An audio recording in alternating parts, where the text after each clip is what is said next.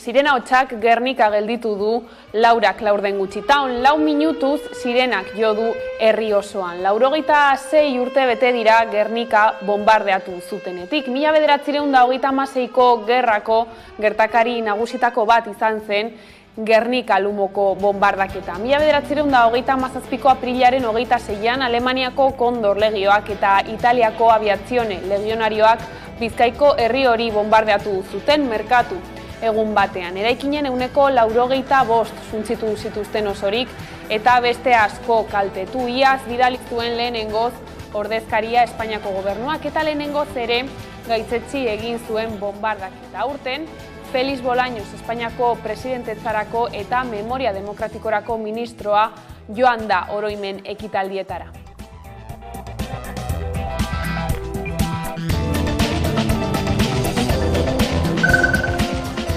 Gabon, Gernika lumo izango da Espainiako Memoria Demokratikoaren legeak aurreikusten dituen memoria lekuetatik lehena. Arratsaldean jakinarazi du erabakia Félix Bolaños Espainiako presidentetzarako eta Memoria Demokratikorako ministroak zaioko kanposantuan 1937ko aprilaren 26ko biktimak oroitu aurretik. Inigo Urkullu EAeko lehendakariak ordea esan du justizia errestauratiboko keinuren bat dagoela oraindik egiteke. Urteurrena ospatzeko lore eskaintza egin dute hilerrian eta bertan izan dira Inigo Urkullu lehendakaria eta Félix Bolaños Espainiako gobernuko presidentzia eta Memoria Demokratikoko ministroa besteak beste. Gernika lumo izango da beraz Espainiako Memoria Demokratikoaren legeak aurreikusten dituen memoria lekuetatik lehena.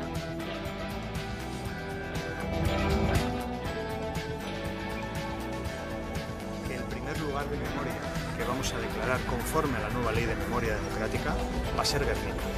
Y es Gernika porque fue el primer lugar donde se produjo un bombardeo indiscriminado a la población civil, donde murieron cientos de inocentes a manos de los nazis, de los fascistas, de los golpistas. En recuerdo a todos ellos, desde el Gobierno de España les queremos decir que su memoria sigue hoy presente, que nuestra democracia es hoy también resultado de su memoria, de su reconocimiento, de su recuerdo a todas esas personas de Gernika y alrededores que perdieron la vida en el año 37, hace 86 años. Geroago sakonduko dugu gai horretan, lehenago baina baditugu bestelako lerroburu batzuk. Izan ere atzo hezkuntza akordiotik urtebete pasatxo igarota eta zenbait eztabaidaren ostean, Eusko Jaurlaritzak Gobernu Kontseiluan onartu zuen hezkuntza lege aurreproiektua. Irailean ezagutarazi zuten lehen zirriborroa eta arrabotsa eragin zuten zenbait gaik, batez ere euskarari, segregazioari eta sare publikoaren eta itunpekoaren presentziari lotutakoek.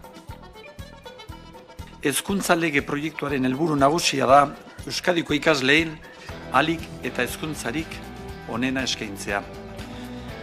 Kalitatezko hezkuntza, integratzailea, aukera berdintasuna eskaintzen duena, euskalduna, eskola publikoa funtsezko zutabe duena eta berrikuntzaren aldeko apostu sendoa egiten duena. Egungo erronkei erantzuna emango dien testu berri bat, baina begirada etorkizunean jarria izango duena. Gero eta prestatuago eta kohesionatuago dagoen gizarte baterantz aurrera egiteko beharrezko tresnak eskiniko dizkigun testua. Sebas Etxaniz euskal presoa baldintzapean aske utzi dute 20 urte eta erdi espetxealdian eman ostean. Etxerat elkarteak jakinarazi du. 80 urte beteko ditu aurten eta EPPko kiderik helduena da. 2019an bete zituen zigorraren 3 laurdenak eta Etxanizi 2020ko uztailean eman zioten 3. gradua. Bilabonako espetxetik Martutenekora leku aldatu zuten eta horren aurretik hainbatetan ukatu zioten 3. gradua baimenik ez zuelako izan. Aldi berean baimenak ukatu izan zizkioten 3. graduan ez zegoela argudiatuta.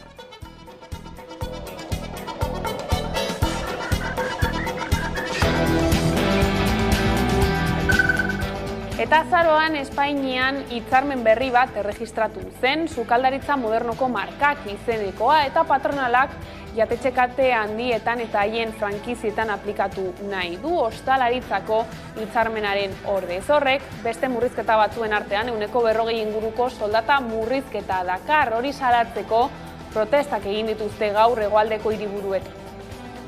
Eskatzen duguna da, hemen lan egiten badozu, hemengo lan baldintzak aplikatzea, hori da Bizkaiko hitzarmena aplikatzea, eta ez estatu mailako hitzarmen bat sinatuta komisione sujete eta fetikorekin. Ulertzen dugu patronala gure dauena egin da hemengo langileen lan baldintzak prekarizatu alba da gehiago. Elak da zigak hitzarmen hori inpugnatu egin dugu, gaur dekogu epaiketa audientzia nazionalean eta 4 herrialdetan, Euskal Herriko 4 herrialdetan kontzentra bat egin dugu. Orduan gure dugune da hemengo langileen lan baldintzak bermatzea. EITB Kiurretan zuen egoitzan Osakidetzarako biltegi zentralizatu bat martxan jartzeko eta esku pribatuetan uzteko egitasmoa bertan behera uzteko eskatu dioelak Lakuako gobernuari. Sindikatu honek azaldu duenez, duela 20 egun eskas jaso zuten 2026tik aurrera martxan egongo den egitasmo horren berri. Salatu dute, ohi bezala Osakidetza erabateko opakotasunez ari dela proiektu hori garatzen eta gaur egun arte ez duela horri buruzko informaziorik igorri.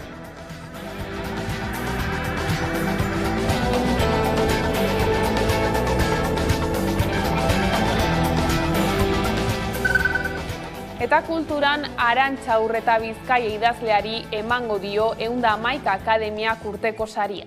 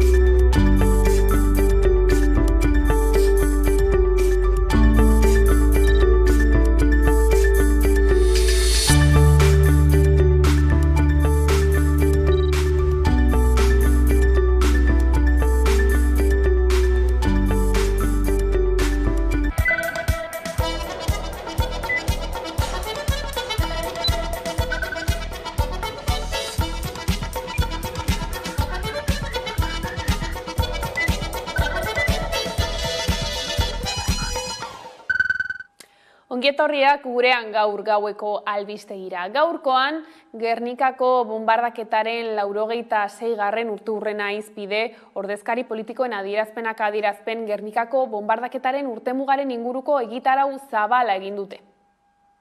Gernika!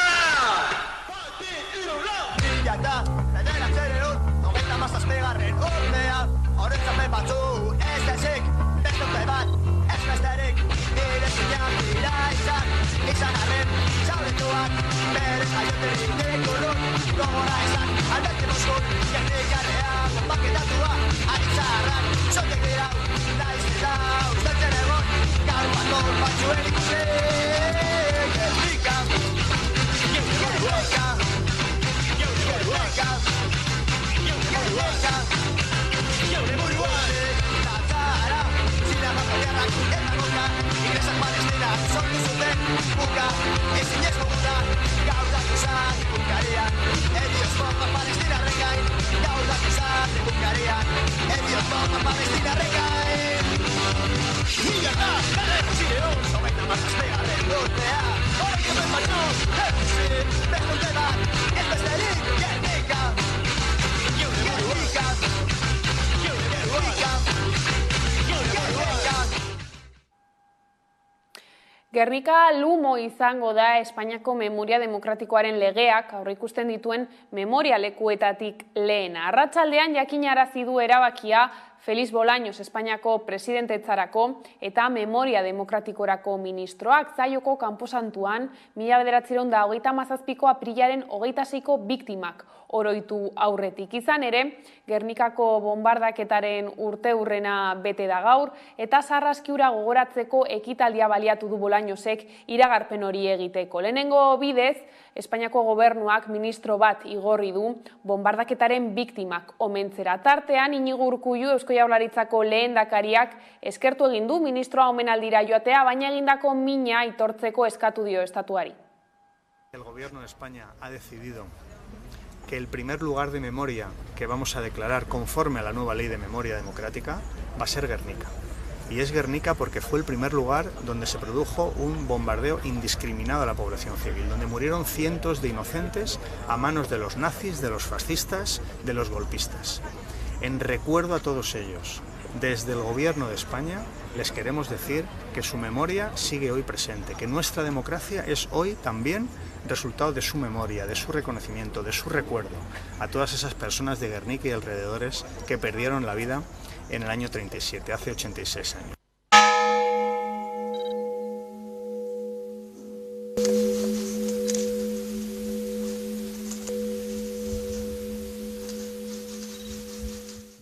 Urrats positiboa da, zalantzarik gabe. Baina, arraroa zirudien, 8 hamarkada baino gehiago eta 55 urte baino gehiago behar izatea demokraziaren garaian lehen urrats hori emateko. Populazio zibilaren aurkako eraso horiek ez ziren inoiz ere gertatu behar, eta estatu demokratiko bati dagokio eta bere gain hartu behar du errekonozimendu hori.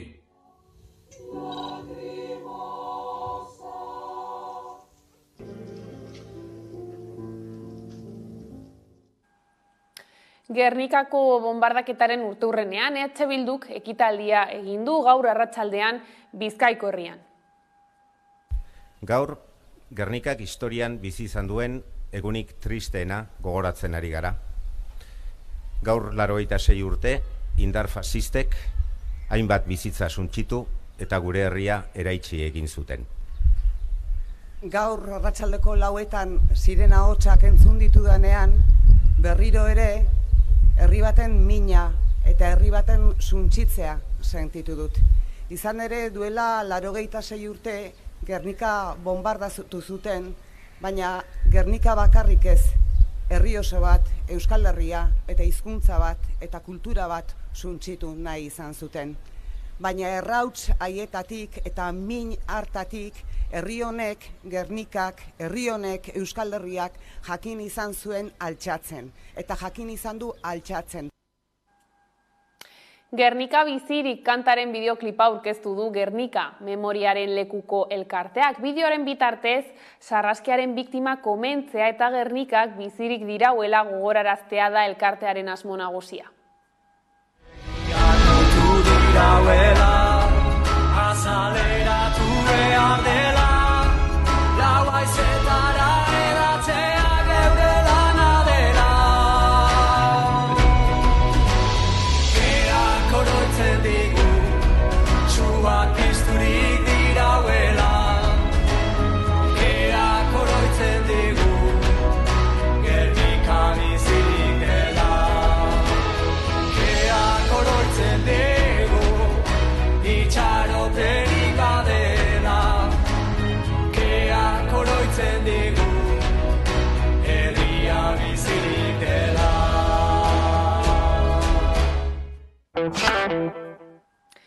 Eta gai zaldatuta hezkuntza akordiotik urtebete pasatxu igarota, eta beste zenbait eztabaidaren ostean atzo Eusko Jaurlaritzak Gobernu Kontseiluan onartu zuen hezkuntza lege proiektua. Irailean ezagutarazi zuten lehen zirriborroa eta arrabotsa eragin zuten zenbait gaik, batez ere euskarari, segregazioari eta sare publikoaren eta itunpekoaren presentziari lotutakoek.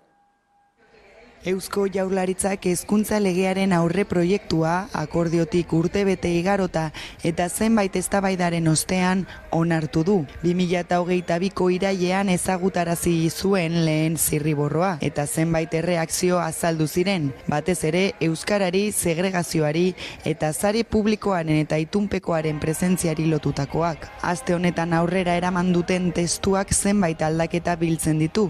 Orain tramiteekin hasi behar dalakoa, baina sailburuak ez du argitu legegintzaldi honetan onartuko ote duten. Entzute eta eztabaida prozesu mamitsu bati amaiera eman diogu. Orain, legebiltzarraren analisia eta eztabaida egiteko unea iritsi da. Euskadik lege gaurkotu bat izan dezan, modernoa eta guztion zerbitzura egongo dena.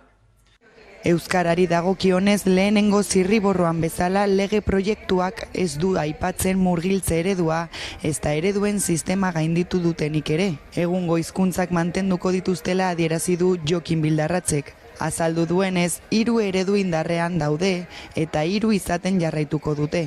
Bestalde, derrigorrezko bigarren hezkuntza amaitzerako ikasleek B2 maila lortu beharko dute euskaraz eta gaztelaniaz, eta ikastetxeetako irakasleek aztertuko dute. Horrekin batera, ikastetxe bakoitzak hizkuntza proiektu bat izan beharko du. Azkenik testuak dioenez, euskararen hizkuntzen ikaskuntzarako institutua sortuko da. Bestalde, legeak adierazten duenez, titulartasun publikoko eta pribatuko ikastetxeak badaude, eta azken horiek ituntzeko aukera dute. Azkenik doakotasuna balioan jartzen du. Izan ere, azpimarratzen du hezkuntza administrazioak baliabide publikoak jarri behar dituela. Derrigorrezko ikasketak eta doakotzat jotako ikasketak benetan doainik izateko. Horrekin batera, adierazten duenez, ezin izango dute kuotarik kobratu, bestela ez dute funts publikorik jasoko.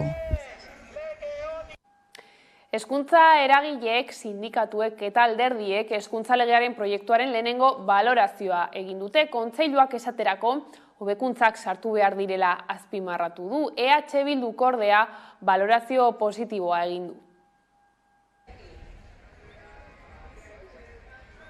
Azken urte honetan hezkuntza arloko eragileek eta sindikatuek parte hartu dute eta orain azken testua ezagututa balorazioak egin dituzte. Euskalgintzaren Kontseiluak balorazio orokorra egin du eta kritikatu duenez, aurre proiektuak ez ditu jaso hezkuntza komunitatearen gehiengoak eta sindikatuek euskararen inguruan egindako eskaera nagusiak. Besteak beste azpimarratzen du, 2 hizkuntza ofizialak menderatzea bermatzea helburu gisa zehazten zela eta orain aurre proiektuak bermatu hitza baino sustatu hitza erabili du. Kontseiluak dioenez zehaztasun falta dago eta hobekuntzak behar ditu. Lege honek euskararen aldeko zehaztasun gehiago behar du. Legeak euskara gehiago behar du. Bestalde, sindikatuei dagokienez, elak behin-behineko balorazioa egin du. Sindikatuak dioenez legean azaleko aldaketa batzuk besterik ez dira egin, eta gaur egungo sistemaren betikotzea bilatzen du. Komisiones Obreras aurre proiektuaren aurka azaldu da. Eskola publikoaren kontrako mehatxu bat dela dio. Esteila sindikatuak berri salatu du legea hezkuntza komunitatea kontuan hartu gabe egin dela. Horrekin batera adierazi du segregazioaren aurka ez duela pauso zehatzik eman, dokumentuak ez baituela zehazten itun unibertsala mugatzeko baldintzarik izango den, eta euskarari dagokionez ez dagoela aldaketarik. Labek ordea dioenez legeak sindikatuaren ekarpen batzuk onartu ostean, testua hobetzeko eragiten jarraituko du.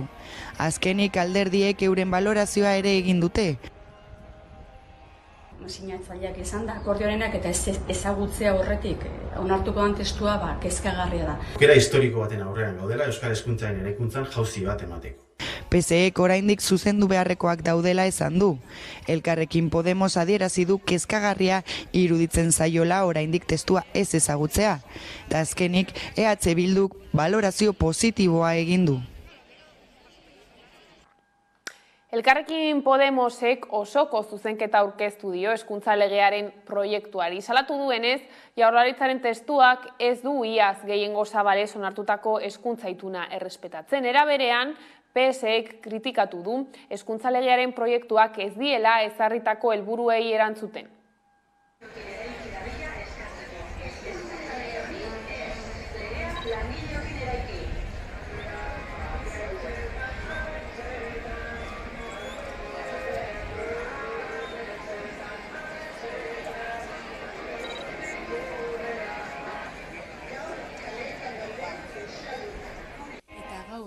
erantzukizunagatik. Baita ere, esan behar dugu, osoko zuzenketa bat aurkeztuko dugula lege honen aurrean. Eskatzen diogu gobernuari berriz ere lan egitea. Gobernuak erantzukizuna dauka ona ekartzeko behardan moduko fundamentuzko lege proiektu bat. Hitzarmena errespetatuko duen proiektu bat. Eta proiektuak honek ez du hitzarmena errespetatzen, ez da fundamentuzko testu bat eta ez da ezin dio parlamentuari eman horrelako ondatuta eta oinarriak ustelduta dauzkan testu batetan.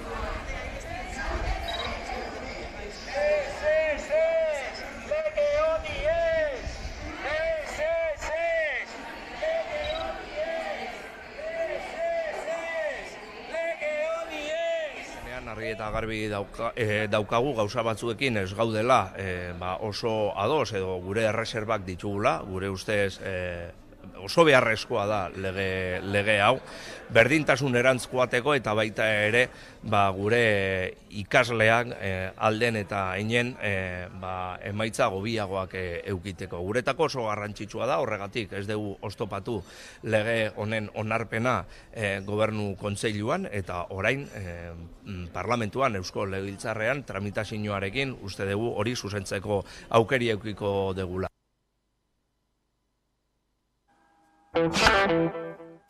Maiatzaren lehena langileak kolpatzen dituen egiturazko krisi betean helduko da. Izan ere, beharginen bizi kalitatea okertzen ari den bitartean, kapitalak irabaziak metatzen jarraitzen dituela salatu dute sindikatuek, eta testuinguru horretan langileen nazioarteko egunean kalerateratzeko deia egin dute sindikatuek greba eta borrokaren garrantzia aldarrikatzeko. Maiatzaren lehena, langileak kolpatzen dituen egiturazko krisi betean helduko da. Izan ere, langileen bizi kalitatea okertzen ari dela salatu dute sindikatuek. Krisi ekonomiko eta soziala, zaintza krisia, larrialdi krisia, guzti horiek bata bestearen atzetik eta langileen, herritarren bizi baldintzak okertzen, kaskartzen ari dira. Gora egin du gainera egoera zaurgarrian eta pobrezian dauden herritarren kopuruak. Eta bien bitartean, kapitalak irabaziak metatzen jarraitzen ditu. Langileak desjabetzen direnean, enpresen irabaziak, banketzenak, zaintzarekin negozio egiten duten enpresenak, edo likagai banaketa kate handienak gora doazela oharta ez dute. Gure gobernuen inakzioa eta bestetik blokeo patronala. Patronalak oztopatzen ditu gaur hitzarmenen negoziazioa. Era berean, M-bata soldaten eta pentsionaldeko defentsan murgilduta dator. Eta testuinguru horretan soldatak igotzeko, prezioak jaisteko eta aberastasuna banatzeko neurriak lortzeko antolakuntza, greba eta borroka sindikalaren garrantzia nabarmendu dute sindikatuek. Ere, azpimarratu nahi dugulako borroka sindikalaren eta grebaren balioa. Borroka sindikala eta greba lotuta daudelako lorpenekin. Ez dagoela eraldaketarik, patronala eta instituzioak horretara behartu gabe. Ez dagoela eraldaketarik, konfrontaziorik gabe, aktibazio sozialik gabe. Euskal sindikatuek bakoitzak beraletik deitu dituzte langileen nazioarteko eguneko protestak. Elak borrokan irabazteko lopean mobilizazioak egingo ditu Iruñan eta Bilbon. Labek berriz 8 protesta antolatu ditu. Baionan, Bilbon, Donostian, Gasteizen, Iruñan, Maulen, Eibarren eta Duteran. Egiteko beste modu bat lopean. Komisiones Obreras eta UGT sindikatuek baina manifestazio bateratuak iragarri dituzte. Eta soldatak igo, prezioak jaitsi irabaziak banatu goiburupean kaleraterako dira Iruña, Bilbo, Donosti eta Gasteizen. Bestalde, zeretek arrazi ugari ditugu lelopean protestak antolatu ditu Bilbo, Barakaldo, Donostia, Iruña eta Gasteizen. Bada maiatzaren lehenean, kaleak betetzeko deia gendote aldaketa baten behar aldarrikatzeko eta egoeren erantzule diren patronal eta gobernuei seinalatzeko.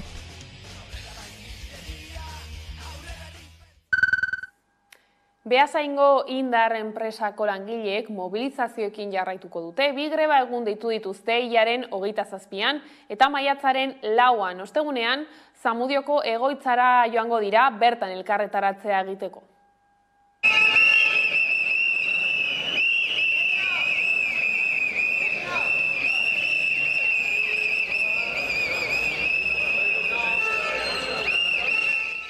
Blokeauta daola, 2 gai konkretutan, KPIa KPIa ez digute bermatzen, da bestea da, enplegu politikan ez digutela gure minimoak, o ez dituztela minimoak bermatzen.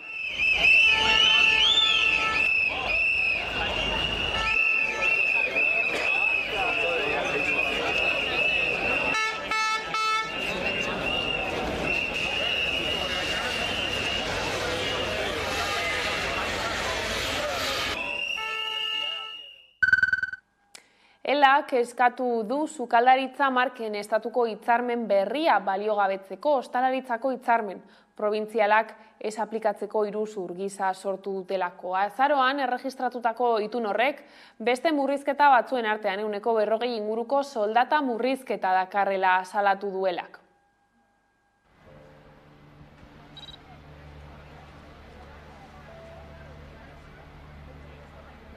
Eskatzen duguna da, hemen lan egiten badozu, hemengo lan baldintzak aplikatzea. Eta ez estatu mailako hitzarmen bat sinatuta komisiones UGT eta FETIKorekin. Ulertzen dugu patronala gure dauena da, hemengo langileen lan baldintzak prekarizatu alba da gehiago.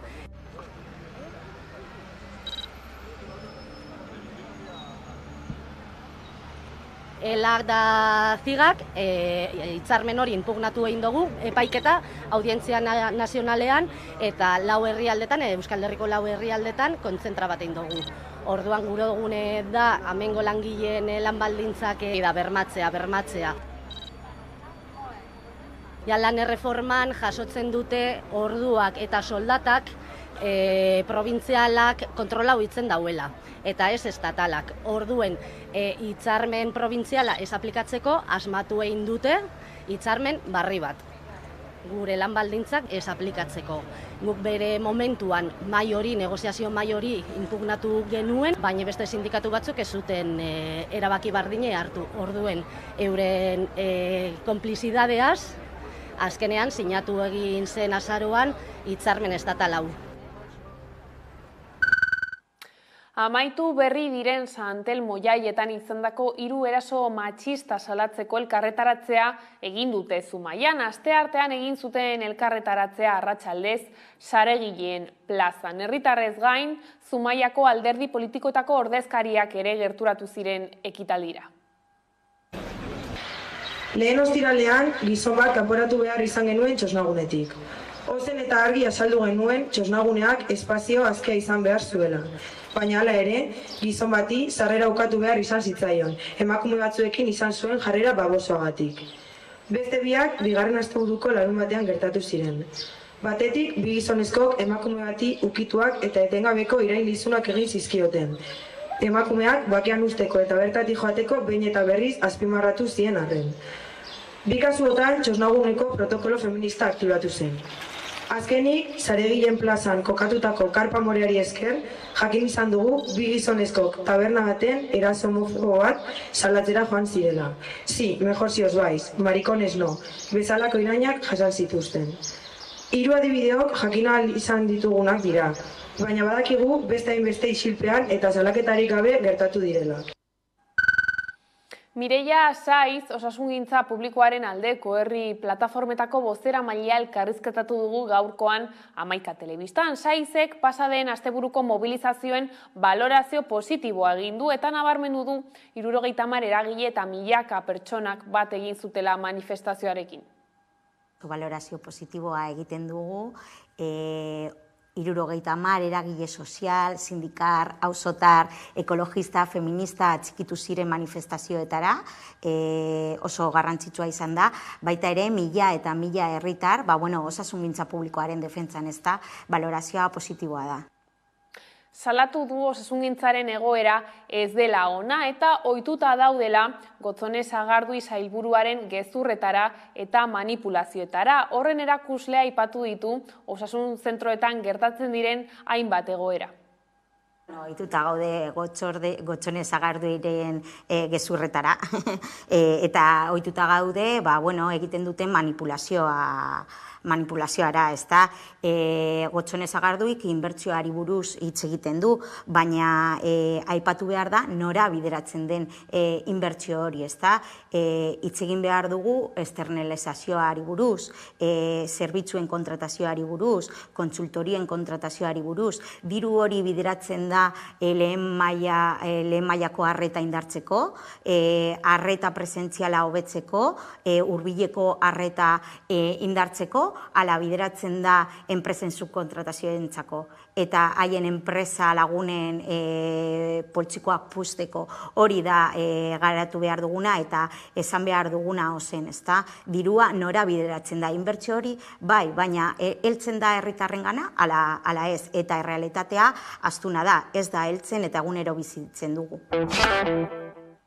Gaiz aldatuta Gipuzkoako probintzia auzitegiak agindu du, Arkaitzerrekan 2020an eta 2022an izandako isurketak batera ikertzeko, bien artean loturak ikusten dituztelako. Gaurkoz, Gipuzkoako hondakinen kontsorzioko zuzendari eta 4 enpresetako arduradunak inputatuta daude. Gipuzkoako auzitegiak ebatzi du loturak ikusten dituela 2020ko maiatzean eta 2022ko uztailean Zubietako erraustegitik Arkaitzerrekara egindako isurik kutsatzaileen artean.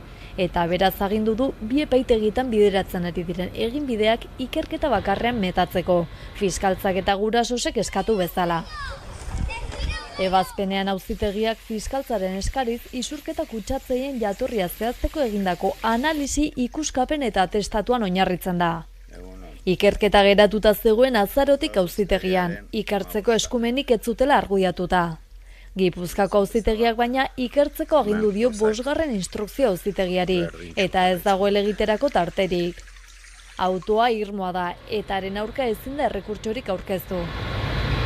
Gurasos plataformak positibotza jo du albistea, erraustegia sortzen ari den kutsaduraren ikerketa behar bezala bideratzen duela iritzita. Eta nabarmendu du ikerketa bateratu eta sakonagita lortu dela erraustegiaren funtzionamendu okerrari buruz. Lurpeko eta azaleko uren kutsadura oso larria eta iraunkorra eraginduen funtzionamenduari buruz. Gaurkoz Gipuzkoako hondakinen kontsortzioko zuzendaria eta 4 enpresatako arduradunak daude inputatuta 2020ko maiatzeko isuri toxikoagatik. Testu inguru honetan, larunbatean Lasarte horiatik Zubietako erraustegiraino oinezko martxa egingo dute errausketaren aurkako mugimenduak behituta.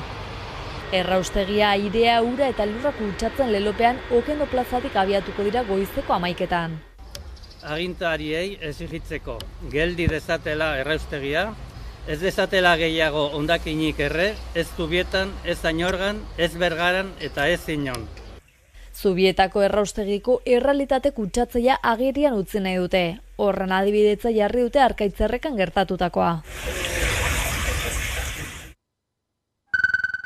Energia berriztagarriekin jarraikin, Nafarroak bikoiztu egingo du orain arteko energia eolikoa eta eguzki energia ekoizteko ahalmena. Energia berriztagarrien 34 parke berriri baimenak emanda, 17 parke eoliko eta 17 eguzki parke eraikiko dituzte. Udane Arbeok azalduko digu.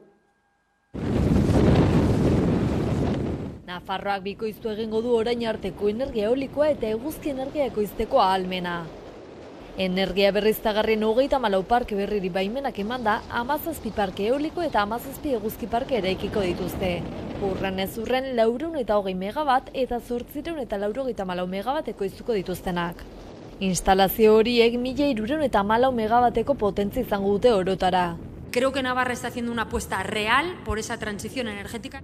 34 espedienteek Nafarroako gobernuko organo eskudunek emandako ingurumen eta hirigintza bateragarritasuna dute, eta aurretiazko administrazio baimenen jasota daude. Gainera parke eolikoen kasuan 3 martxan jartzeko akta dute jada. Alegia Buñuelen joango den Pestrez parkeak, Kabanillasen eraikiko duten Serralta parkeak eta Orkoiengo parkeak jaso dute martxan jartzeko oniritzia. Aldiz 50 megabat baino gehiago ekoizten dituzten azpiegiturei eta herrialde bat baino gehiago hartzen duten parkei, Espainiako Trantsizio Ekologikoko Ministerioak eman beharko die baimena. Orkoiengo parkean jarri dute azpimarra, izan ere parke esperimentala izango da, enpresa jabeak esperientzia hartzeko etorkizunen Nafarroko energia berriztagarrien ekosistemaren lehiakortasuna hobetzeko. Dena denez da horrelako lehenengo parkea, Alaizkoan ere horrelako beste 6 aerosorgailu daude. Bestalde Korraldel Molino bat izeneko parkea hibridoa izango dela azpimarratu dute, energia eolikoa eta eguzki energia batuko baitituzte. Era horretara elektrizitate gehiago sortuko du parkeak.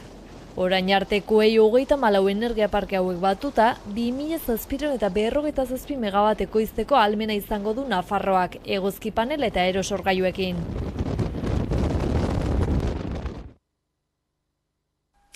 Enba sindikatuak todo banaketa katea salatu du, elikadura katearen legea ez betetzeagatik. Jakinarazi duenez, esnea ekoizpen kostuen azpitik saltzen ari da, zehazki Euskal Herria markako litro esnea 0,49 euroan. Ohar batean ere, enbak azaldu du esne marka horren bibider bat, eskaintza berezi bat ari dela egiten banaketa kate hori, eta horren ondorioz litro esnea prezio horretan geratzen dela. Horren inguruan hitz egiteko, Xavier Iraola enbako koordinatzailea daukagu pantailaren bestaldean, Gabon?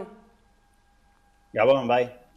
Bueno, esan dugu dagoeneko ez, gogorarazi duzue baita ere ohar horretan, orain abeltzainak azken 2 urteetako galerei aurre egiten ari direla, beraz, abeltzainen egoera larria dela esan dezakegu, ezta?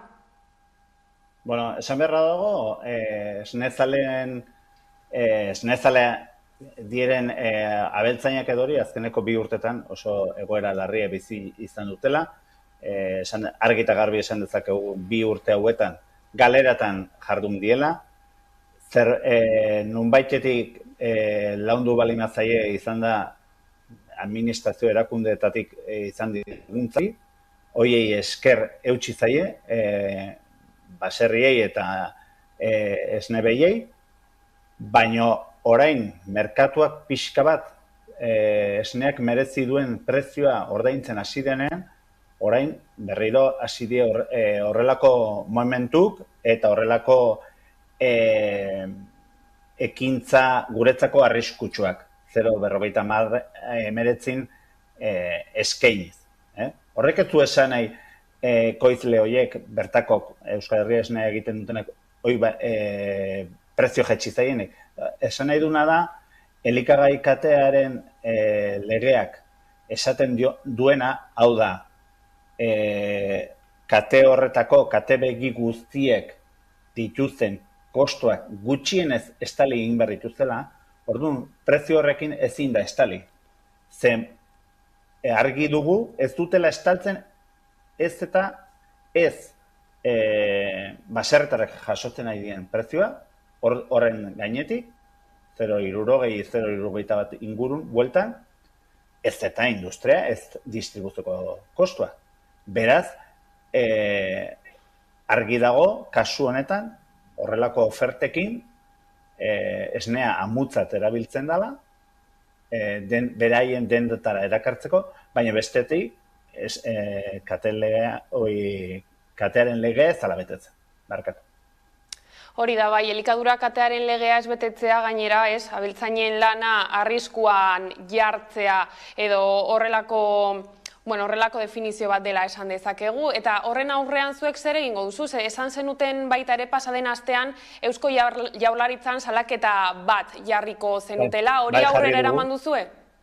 Bai, jarri deu, salaketa jarri deu, ze azkenen, gure helburua da horrelako eskaintzekin amaitzea, eta ez daiela beste inor horrelako ofertekin hasi.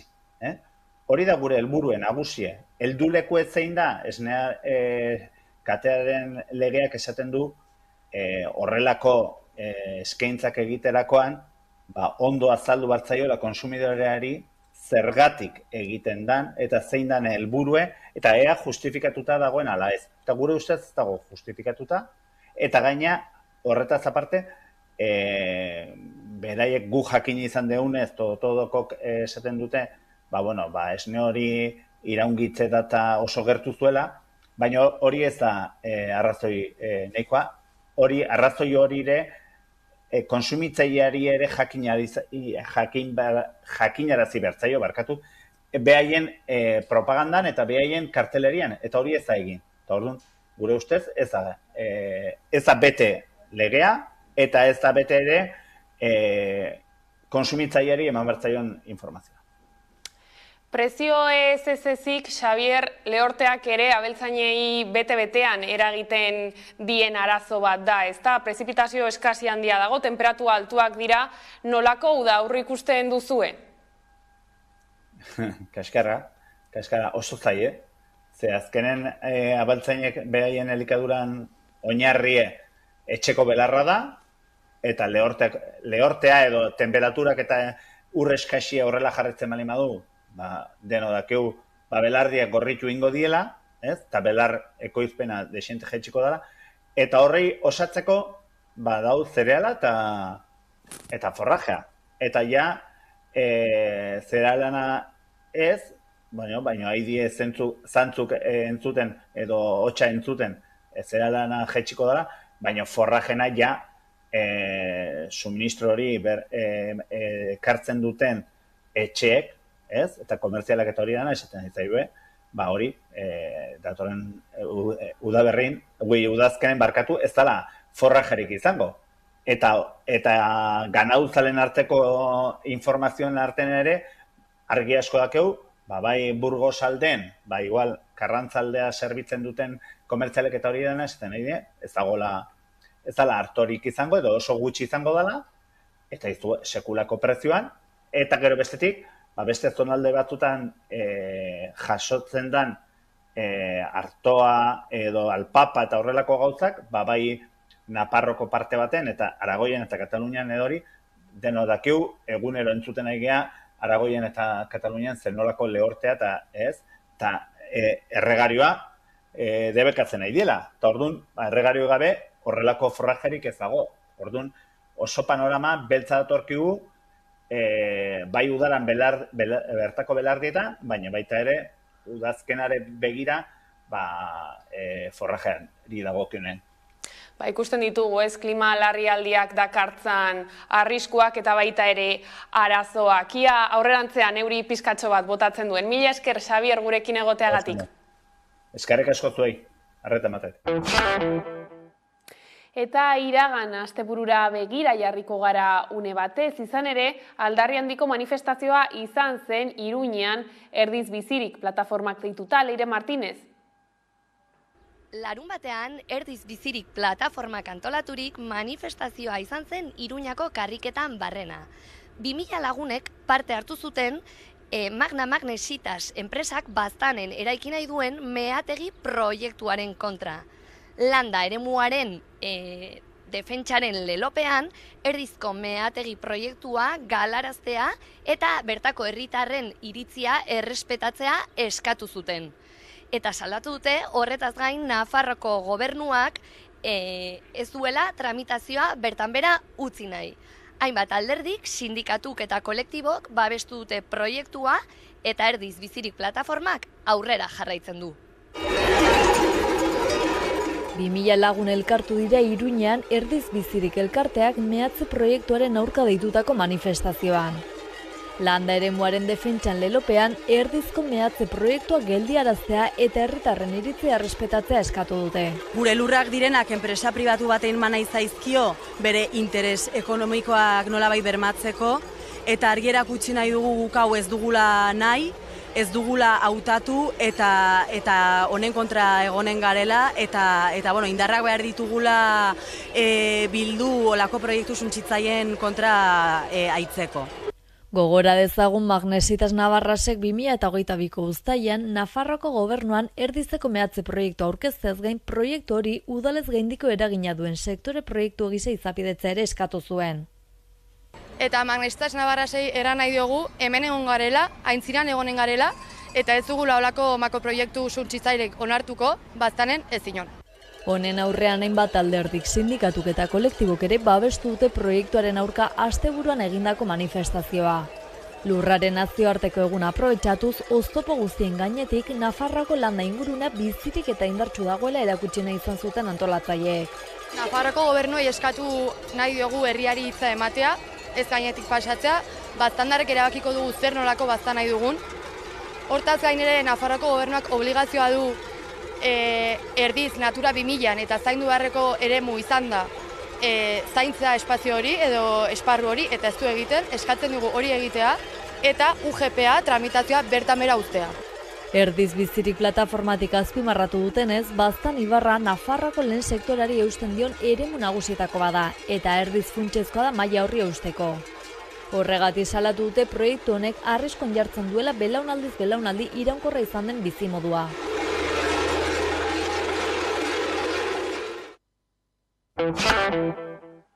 Nafarroako Lizarraldeko landa eremuan dagoen Zumadia eskola txiki geratu da ikasle eta irakasleentzat, izan ere, 5 klase izatetik 8 izatera igaroko dira datorren ikasturtean. Leire Martínez. Nafarroako Lizarraldeko landa eremu eskola txikia da Zumadia.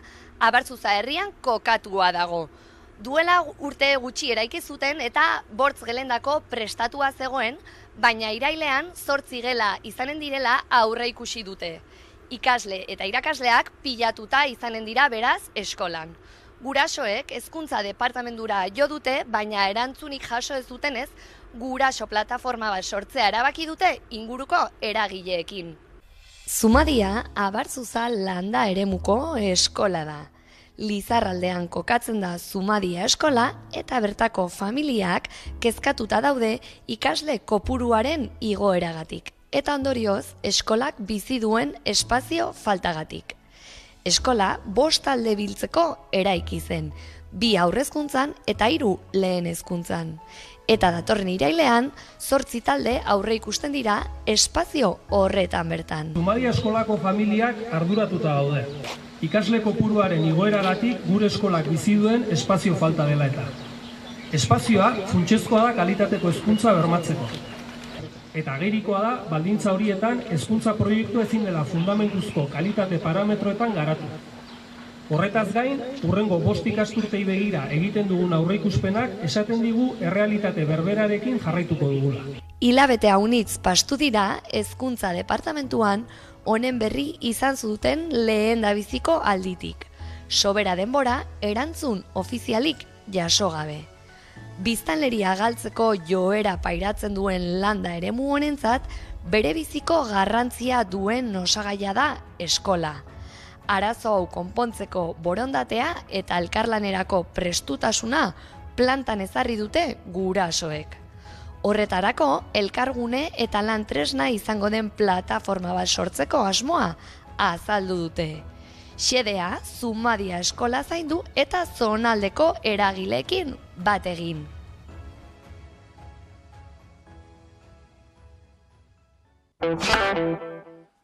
Kulturarlora salto egingo dugu. Orain izan ere Nafarroako gobernuak Irulegiko zona arkeologikoa interes kulturaleko ondasun izendatzea erabaki du. Gune arkeologiko hori gazteluaren hondakinek eta aurreko habitat protohistorikoak osatzen dute.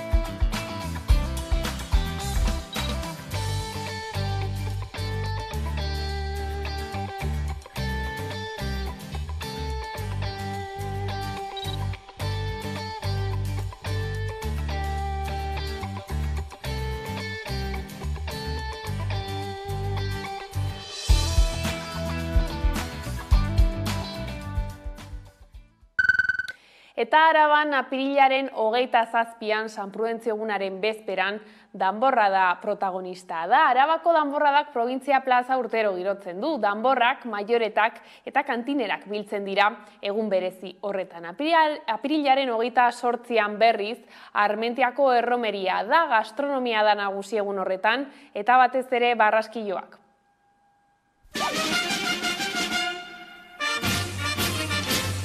San Prudentzio Arabako lurraldearen zaindaria da eta ohorezko jaiak apirilaren 27an hasten dira, hots jaiegunaren bezperan. Egun horretan, arratsaldean Probintzia plazan danborradaren erretreta izaten da. Danborrak, majoreteak eta kantinerak biltzen dira eta plaza girotzen dute. 2019an, Jose Maria Bastidak danborrada zuzendaria izateari utzi zion eta Leire Betolatzak hartu zuen lekukoa.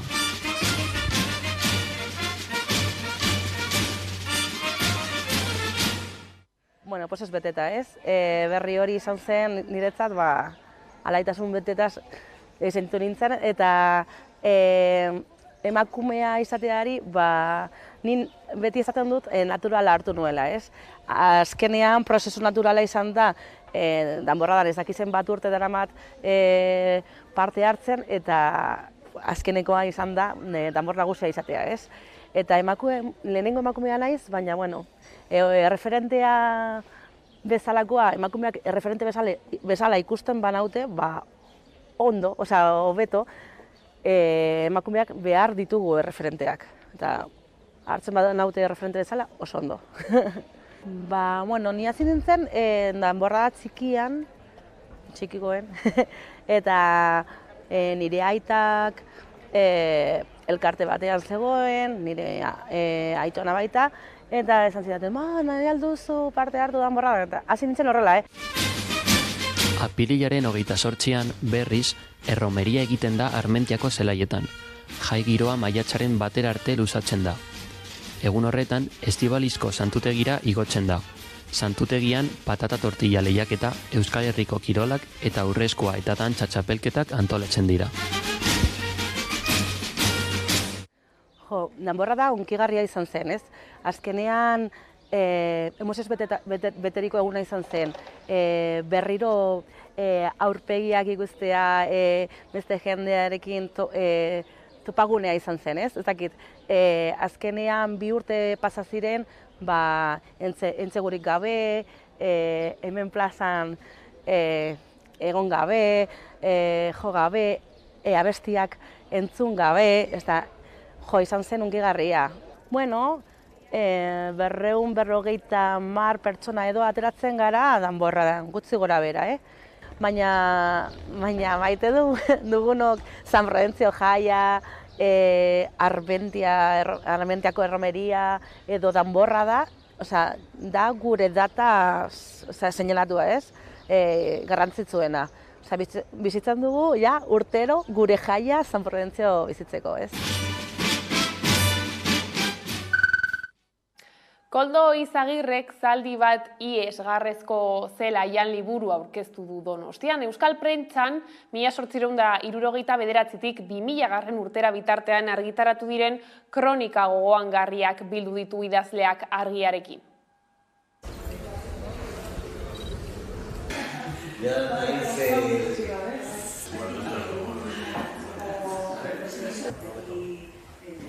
Argiak kaleratu duen zaldi bat iesgarrezko zelaian liburua aurkeztera etorri gara. Pazientziaz, saiakera bat baino gehiago egin izan ditugu proiektu martxan jartzeko eta bueno, azkenean lortu dugu. Kronika genero hibridoa da. Kazetaritza da nolabait, baina kazetaritza narratiboa berezia da. Ez du fikzioa onartzen. Kronikan ez dago fikziorik. Baina, ezinbestekoa du errealitatearen zentzu artistikoa. Zentzu artistiko batetik idazten da kronika.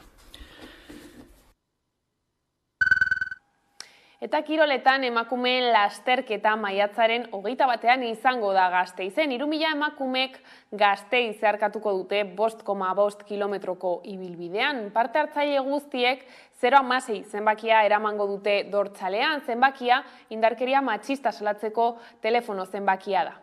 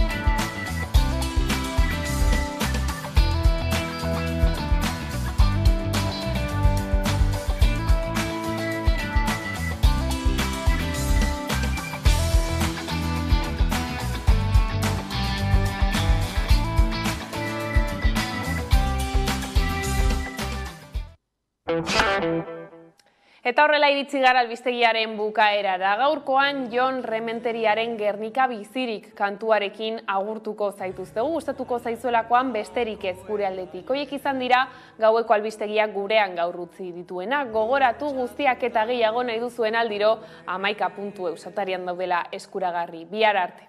Erbesteratutako aspiraturiko hizkuntzak jazarritako nortasunak errausturiko duintasunak inauziriko etorkizunak keak oroitzen digu suak pizturik dirauela, keak oroitzen digu, Gernika bizirik dela.